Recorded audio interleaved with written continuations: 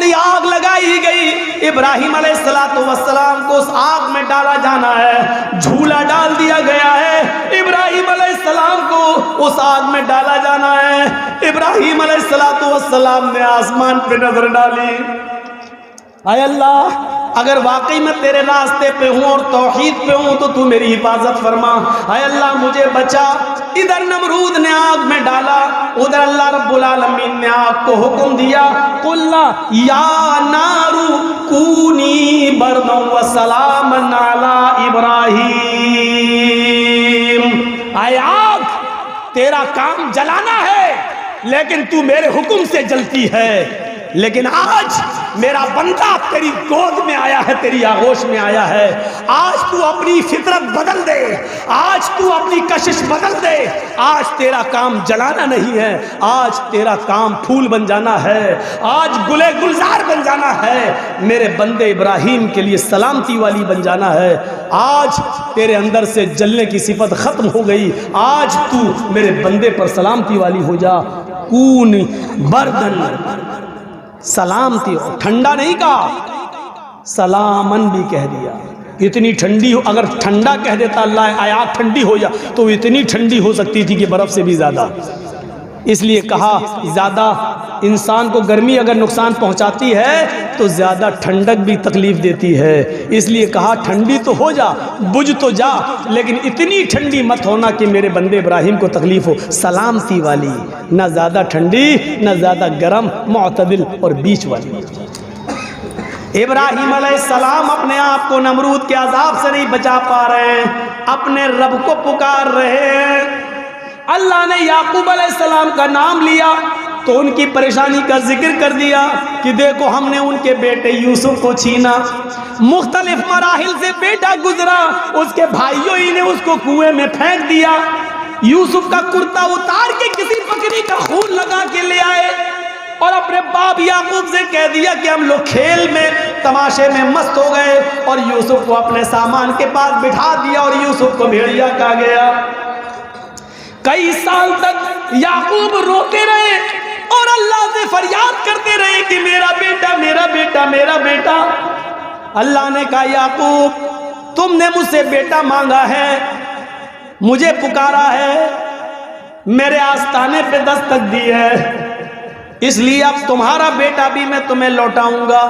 تم بیٹے کی جدائی میں اتنا روئے ہو کہ روتے روتے تمہاری آنکھوں کی روشنی و بینائی چلی گئی، پہلے ہم تمہاری آنکھوں کی روشنائی لوٹائیں گے، اس کے بعد تمہارے بیٹے کو واپس کریں گے، اور تمہارا بیٹا جب ہم نے چھینا تھا تو کمزوری کی حالت میں چھینا تھا، لیکن جب تمہارا بیٹا تمہیں واپس کریں گے تو اس کو نبی بنا کر واپس کریں گے اور اس کو ایک ملک کا بادشاہ بنا کر واپس کریں گے۔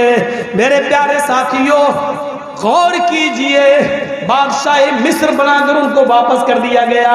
غور کرو، جہاں پر عزیز مصر بیٹھا کرتا تھا وہاں پر آج یوسف علیہ السلام بیٹھے، اور اس حال میں باپ سے بیٹے کو ملوایا۔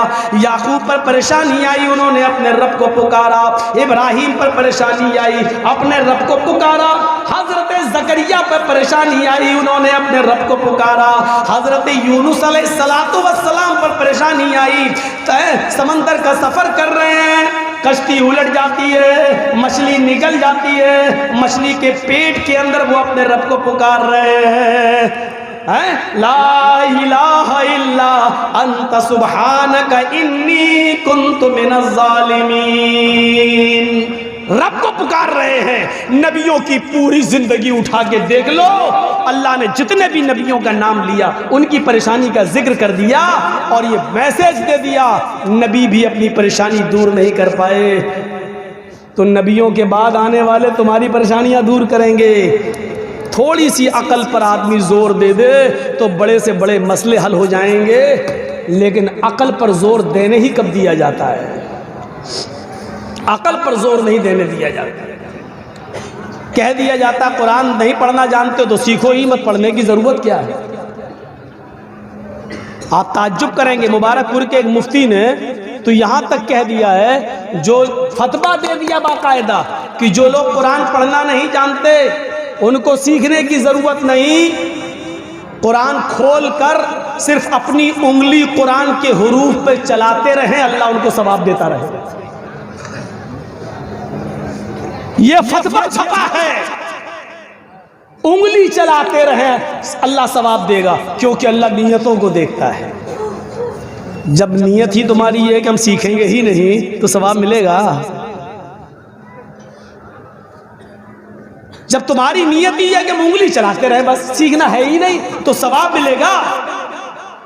ٹھیک ہے، تمہاری بات ہم مانتے اللہ نیت دیکھتا ہے، تو اللہ جب تمہاری نیت ہی ہے کہ ہمیں سیکھنا ہی نہیں ہے قرآن، کون اتنا وقت برباد کرے، تو آپ کو انگلی پھیرنے پہ ثواب ملے گا؟ یہ فتوے دیے گئے، قرآن کے قریب لانے کی کوشش ہی نہیں کی جاتی ہے۔ اگر آپ قرآن پڑھ کے کسی سے مسئلہ پوچھنے لگے تو کیا کہے گا؟ کیا تم وہابی ہو گئے ہو کیا؟ کیوں؟ ارے قرآن پڑھ کے، قرآن کی آیتیں پڑھ کے مسئلے تو وہی لوگ پوچھتے ہیں، تم کب سے پوچھنے لگے ہو؟ قرآن تم نہیں سمجھ پاؤ گے، تمہارے لیے تمہارے مولانا لوگ کافی ہے، جو بتا دیا اسی پہ عمل کرو۔ پڑھیے پوری زندگی، سارے نبیوں کے حالات سننے کے بعد محمد رسول اللہ صلی اللہ علیہ وسلم کے حالات پر بھی ایک نظر ڈال لیجئے۔ نبی اکرم صلی اللہ علیہ وسلم کی زندگی بھی پریشانیوں سے گزری ہے۔ جنگ بدر کا وہ معاملہ دیکھو، 313 مسلمان نبی کے ساتھ اور 1000 سے زیادہ کا لشکر کافروں کے ساتھ۔ ابو بکر صدیق کا بیان ہے، بدر کے دن میں نے اللہ کے نبی صلی اللہ علیہ وسلم کو روتے ہوئے دیکھا۔ میرا اٹھنا بیٹھنا، سونا جاگنا نبی کے ساتھ ہوا کرتا تھا، لیکن ہم نے اپنی پوری زندگی میں نبی اکرم کو کبھی اتنا روتے ہوئے نہیں دیکھا جتنا میں نے بدر کے دن دیکھا۔ 313 مسلمانوں کو آپ دیکھتے اور 1000 کافروں کو دیکھتے، ان کے ہتھیاروں پہ نظریں ڈالتے، ان کے تیروں، کمانوں، تلواروں پہ اور گھوڑوں پہ نظر ڈالتے، اور ادھر اللہ کے نبی صلی اللہ علیہ وسلم اپنے نہتے صحابہ کو دیکھتے۔ کسی کے پاس تیر ہے تو چھوڑنے کے لیے کمان نہیں ہے، کسی کے پاس کمان ہے تو چلانے کے لیے تیر نہیں ہے۔ ایک چیز ہے تلوار ہے تو اپنے آپ کو بچانے کے لیے ڈھال نہیں ہے، ڈھال ہے لیکن چلانے کے لیے تلوار نہیں ہے۔ ایک چیز ہے اور دوسری چیز نہیں۔ اللہ کے نبی سجدے میں گر جاتے ہیں۔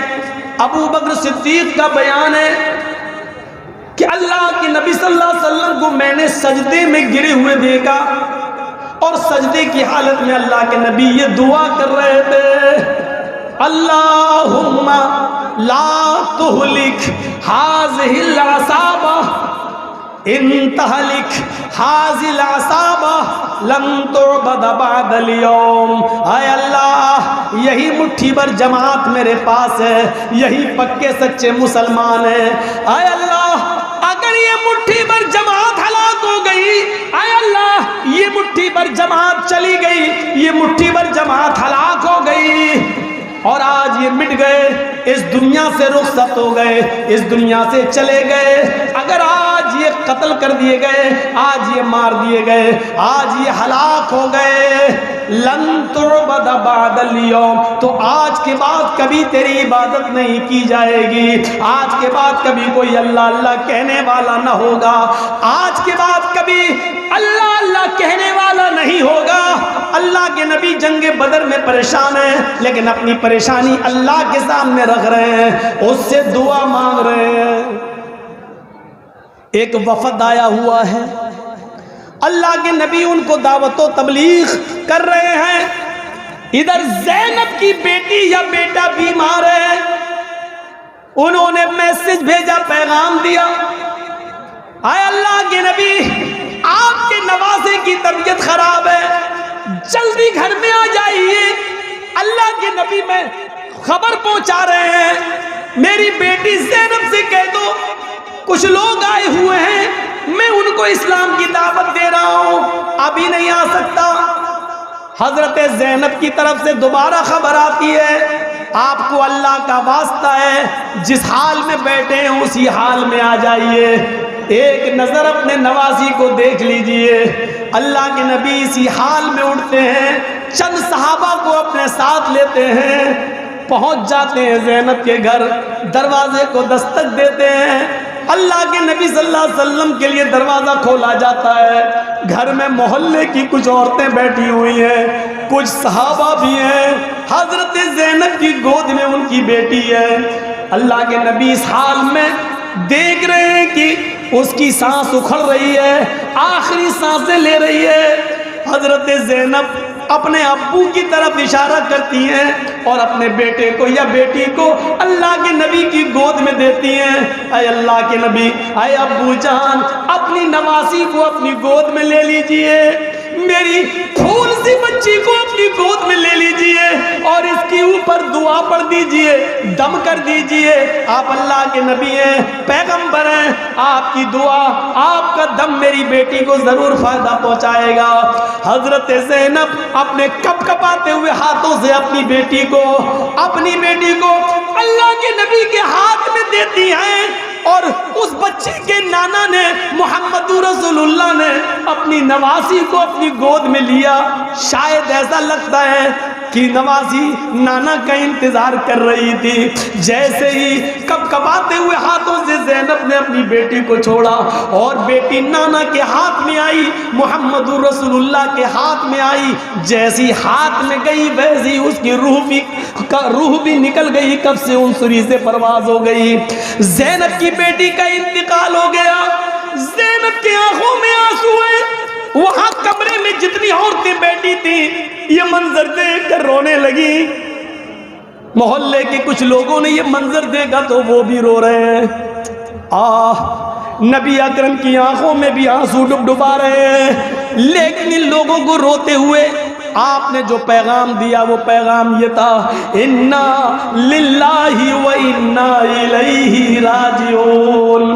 ہم کچھ نہیں کر سکتے، یہ سب اللہ کی امانتیں تھیں اور اللہ نے اپنی امانت لے لی، اس میں کیا کر سکتا ہوں؟ ہم سب اللہ ہی کے لیے و انا الیہ راجعون، اور مرنے کے بعد اسی کی طرف ہم سب کو لوٹ کے جانا ہے۔ جب ساری عورتیں رو رہی ہوں، زینب رو رہی ہوں، بڑے بڑے صحابہ کا دل رو رہا ہو، آنکھوں سے آنسوؤں کا سیلاب بہ رہا ہو، اور اس وقت سب کو محمد رسول اللہ سے جوڑ رہے ہوں، یہ میسج دیا جا رہا ہے کہ کوئی نبی کسی کو زندگی نہیں بخش سکتا ہے۔ اگر زندگی بخشنے کی طاقت ہوتی تو زینب کی بیٹی کو زندگی محمد رسول اللہ بخش دیتے، لیکن نبیوں کے ہاتھ میں نہیں ہے۔ خود آپ نے اپنے 1.5 سال کے 18 مہینے کے بچے ابراہیم کو، ماریا قبطیہ کے بدن سے پیدا ہونے والے بیٹے کو آپ نے اپنی گود میں لیا جب اس کی سانسیں اکھڑ رہی تھی، اور ابراہیم بھی انتقال کر جاتا ہے نبی کی گود میں۔ آپ نے بستر پہ ابراہیم کو لٹایا، بستر پہ لٹایا، اور لٹانے کے بعد جو جملے کہے وہ امام بخاری شریف کے کتاب الجنائز کے اندر درج کرتے ہیں، ان العین تدمع والقلب یحزن۔ میرے بیٹے، تیری جدائی سے، تیرے رخصت ہو جانے سے، تیرے انتقال سے میری آنکھوں میں آنسو ہیں، میری آنکھوں میں آنسو ہیں، میرا دل غمگین ہے۔ ولا نقول